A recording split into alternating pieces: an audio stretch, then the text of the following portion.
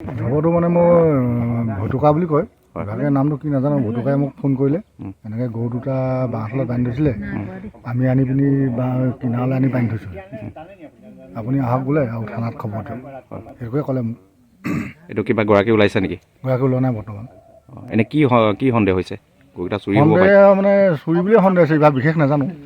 চুৰি হয়নে ইভাগে কিবা বান্ধি থৈছে কাৰোবাৰ গৰু, নামবিলাক বিষয়ে নাজানো। এই ঠাইডোখৰ নামটো?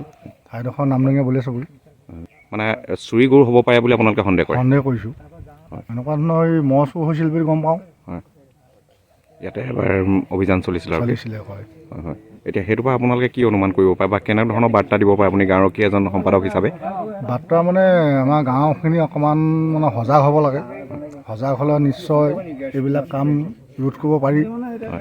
যদি ৰোধ কৰিব হ'লে গাঁওখনে যদি ৰোধ কৰিব নোৱাৰে, তেতিয়া বেলেগে কৰিব নোৱাৰে। মানে সকলো সজাগ আৰু সচেতন সজাগ সচেতন চবেই হ'ব লাগিব।